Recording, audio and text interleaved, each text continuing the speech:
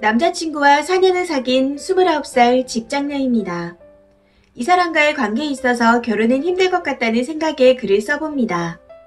저와 사귈 때 남친은 학생이었고 전 사회에서 첫 직장을 잡았습니다. 군대와 어학연수로 인해 졸업이 2년이나 남은 상태였고 부담될까봐 최대한 아끼면서 데이트를 하려고 했습니다. 밥, 영화, 카페에 간다면 카페만 돈 내게끔 하면서 자존심 상하지 않게 하려고 나름 노력했습니다. 제가 여건이 되어 해주고 싶은 게 있으면 해주는 거고 아님 어쩔 수 없는 거라고 생각하여 남자친구 생일 때마다 코트, 정장구두, 패딩, 잠바 등등 다 챙겨주었으나 제 생일에 돌아온 건 내 생일도 기억 못하는 남자친구의 건망증이었네요. 사실 처음 생일 땐 모를 수도 있어서 넘어갔으나 두 번째 생일, 세 번째 생일, 네 번째는 물론이고 기념일도 잘 안 챙겼습니다. 사실 저도 기념일에 무뎌서 디데이 설정한 거 가끔 생각나면 보고 그때서야 알게 되는 타입이라 기념일 때도 그냥 평소 안 가던 패밀리 레스토랑이나 파스타집 가는 정도였고 선물은 부담스러울까봐 서로 안 하기로 했습니다. 2년의 학생이 끝나자 1년의 취업 준비 기간이 기다리고 있더군요. 가고 싶은 곳 꼭 가겠다며 열심히인 모습과 그 성실함이 좋았기에 응원해줬습니다. 중간에 조그만 회사에 들어가긴 했지만 거기 회사 직원들이랑 어찌나 술만 마셔대던지 다시 그 회사를 나와 남자친구는 열심히 공부해서 원하는 곳에 취직을 했습니다. 저는 남친이 취직을 하면 제가 좀 마음 놓고 사귈 수 있겠다 싶었어요. 취업 준비 기간이 얼마나 예민한 때인지 저도 알기 때문에 한두 달 연락하지 말자. 나 중요한 시험 있어. 라고 할 때도 남친 군대에 보냈다고 생각하고 일주일에 한 번씩 연락하면서 참았습니다. 일주일에 한 번 데이트할 때도 최대한 피곤하지 않게 해주려고 제가 항상 남친네 동네로 가서 그 동네에서 데이트를 했어요. 커플링을 하려 해도 제 월급 모은 걸로는 어림도 없었고 같이 돈 모으자 하긴 부담스러워해서 4년 동안 커플링 하나 없었습니다. 그런데 취직을 해도 뭔가 제가 보상심리일까요? 얘가 나한테 이러면 안 되지 않나? 라는 생각이 들기 시작했습니다.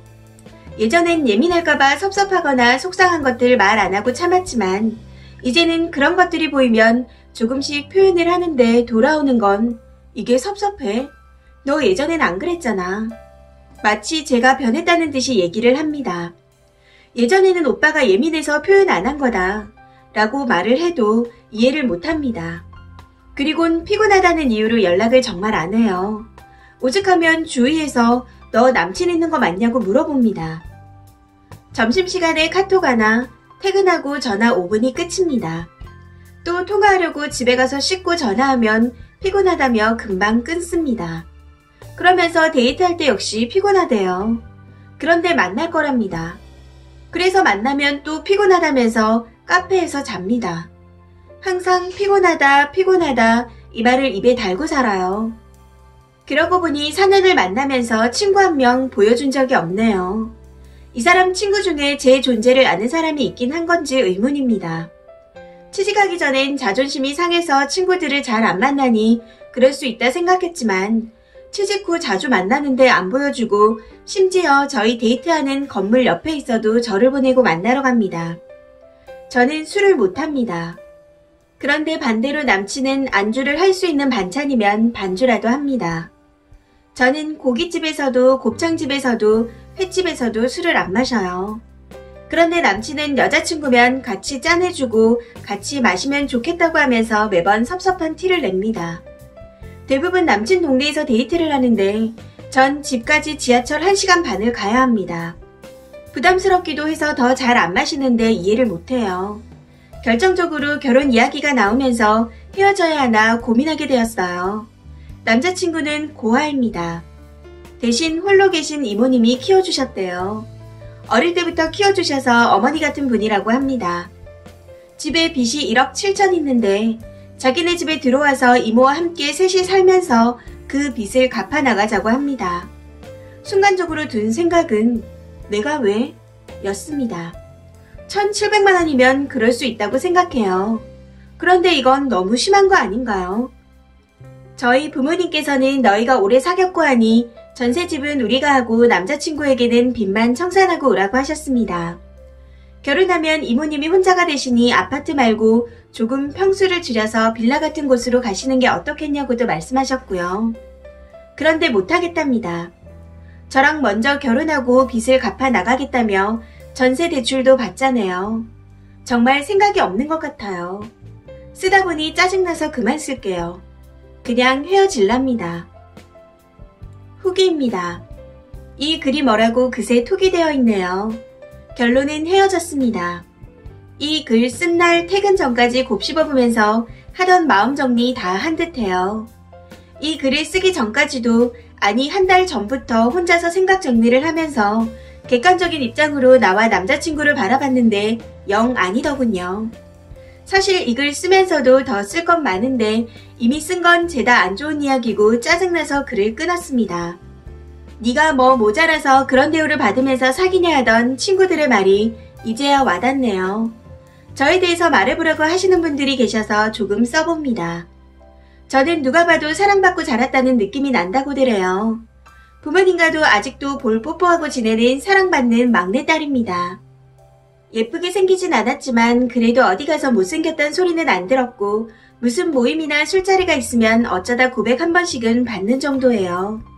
남자친구는 누가 봐도 남자구나 하는 남자답게 생긴 얼굴이고요.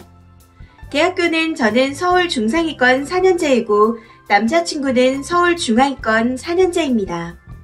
봉사 동아리에서 봉사 갔는데 남자친구네 학교 동아리에서도 와서 서로 알게 되었어요. 아는 오빠 동생으로 지내면서 성실한 사람이구나 라는 게 느껴져서 호감이 갔습니다. 제가 이 사람을 계속 만나온 이유는 뭐랄까? 그 성실함 하나 때문이었습니다. 그런데 그 성실함이 학생일 때랑 사회인일 때랑 참 많이 다르네요. 그리고 믿진 못하시겠지만 지 피곤하지 않을 때는 정말 눈에서 사랑이 뿅뿅 나옵니다. 그게 계속 느껴져서 헤어지지 못하다가 3년 정도 됐을 때 한번 헤어짐을 고했고 정말 잘하겠다고 하여 한 달 만에 다시 만났지만 초반만 좋았지 다시 똑같아졌습니다. 나중에 알고 보니 한 달 동안 날 못 잊겠다고 하면서 뒤에서 썸을 타고 있었더군요. 그리고 취직 후에는 나에게 정말 잘하겠지. 매일 저렇게 고맙다고 말하는데 취직하고 나면 호강시켜주려나 하는 생각도 있었습니다. 아무튼 이 글을 쓴 날 저녁에 잠시 보자고 했지만 역시나 자기 피곤하다고 하길래 알았다고 하고 퇴근 후 집에 가서 전화를 했습니다. 그마저도 뉴스 보는 중이라며 건성건성이길래 정말 긴 장문의 문자로 이별을 고했습니다. 이런 일방적인 통보가 자기는 어이없지만 두 번째니깐 알았다고 받아들이겠대요. 그리고선 새벽에 전화가 와 있네요. 조금 전에도 카톡이 오길래 그냥 귀찮아서 차단 넣었습니다. 전에 사귀었던 남자가 얘기하기를 사귈 때랑 헤어졌을 때랑 네가 너무 다르다. 너 원래 이런 여자냐? 이렇게 냉정하냐? 라고 했었습니다. 사귈 때는 정말 내가 해줄 수 있는 건 최대한 해주는 스타일이고 아니다 싶으면 칼같이 끊는 스타일이에요. 이번엔 좀 길었네요. 전 미련 없이 해줄 수 있는 건 다 해줬기에 아쉬움이 없습니다. 사실 이제 끝났구나 하는 생각이 들면서 울기도 울었네요. 4년의 연애 끝이 허무하달까. 그런데 이게 워낙 연락도 안 하고 자주 안 만나서 그런지 헤어져도 달라진 게 없고 허전한 게 전혀 느껴지지 않아 오늘 직장 와서 일도 잘하고 있습니다. 내가 원래 남자친구가 있었던 건 맞는가 하는 의구심도 생기네요. 내 발목을 잡고 있던 무언가를 떼어놓는 기분이고 아주 홀가분합니다. 저도 이젠 말로만 사랑한다, 눈빛만으로만 사랑한다는 사람이 아닌 뭔가 마음으로 표현해주는 사람을 만나고 싶네요. 뭐 자연스레 만나지기 전까지는 간만에 솔로를 만끽하려고 합니다. 호구 벗어났으니 내일 연차도 냈겠다. 친구 만나서 커피나 한잔 마셔야겠어요. 댓글입니다. 첫 번째 댓글. 4년간 버린 시간이 아깝네요. 뭐 저런 게 다 있지. 한 대 쥐어 박아버리고 싶어요. 두 번째 댓글. 본문 마지막에서 빵 터졌어요. 글 쓰다가 빡쳐서 헤어진다고. 실천하셔서 다행입니다. 좋은 사람 만나실 거예요. 세 번째 댓글. 고아에다가 빚까지 있고 보니깐 친구도 없으신 것 같은데 4년 동안 부모님이 아무 말 안 하셨나요? 제 자식 같았으면 못된 생각이지만 고아란 말 듣는 순간부터 반대했을 것 같아요. 편협적으로 보면 안 되지만 확실히 부모님 다 계시고 화목한 가정이 금전적으로나 인간관계에서나 문제가 없다라고요. 네 번째 댓글. 집에 빚 있는데 결혼 전에 여자를 떠받들어서 결혼하자 해도 할까 말까인데 무성의한 연애도 모자라서 결혼해서 같이 빚을 갚자고.